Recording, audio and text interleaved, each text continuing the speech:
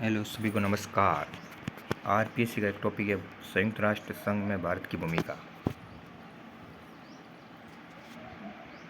जो आपको बता रहा हूँ।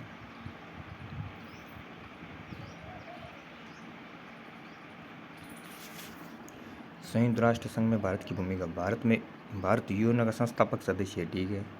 भारत की सदस्य निम्न बिंदुओं के द्वारा समझा जा सकता है। 1 जनवरी 1942 को द्वितीय विश्व युद्ध के दौरान वाशिंगटन डीसी में मित्र राष्ट्रों का सम्मेलन हुआ, जिसमें अमेरिका के राष्ट्रपति रूजवेल्ट ने यह घोषणा की कि अब से सभी मित्र राष्ट्र संयुक्त राष्ट्र कहलाएंगे। ठीक है।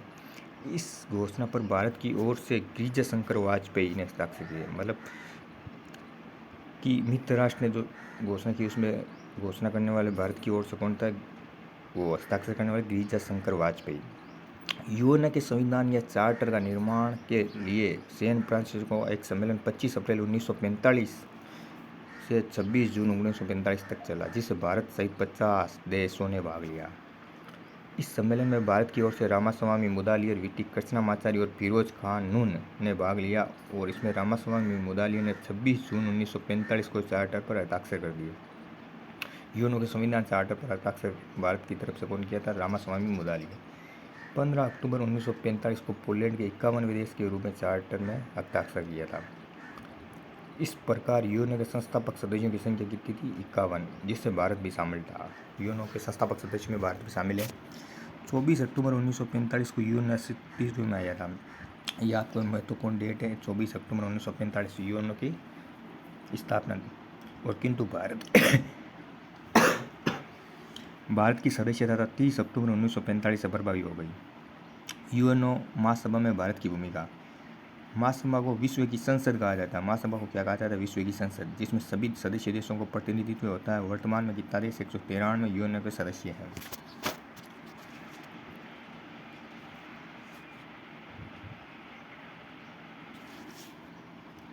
एक 193वां देश है दक्षिणी सूडान, और जो 2011 में सदस्य बना था। फिलिस्तीन तथा वेटिकन सिटी यूएन के पर्यवेक्षक है। वर्तमान में ताइवान यूएन का सदस्य नहीं है। और साम्यवादी चीन 1971 में यूएन का सदस्य बना था। महासभा का अधिवेशन प्रतिवर्ष सितंबर माह में।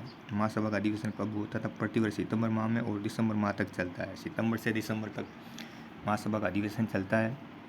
भारत की विजयलक्ष्मी पंडित ने 1953 में महासभा के 8वें अधिवेशन की अध्यक्षता की, और वे महासभा की प्रथम महिला अध्यक्ष थी। महासभा की भारत की ओर से विजयलक्ष्मी पंडित ने 1953 में महासभा के 8वें अधिवेशन की अध्यक्षता की, और वे महासभा की प्रथम महिला अध्यक्ष बनी थी। ठीक है। यूएन में प्रत्येक देश अपने 5 प्रतिनिधि भेजने का अधिकार होता है।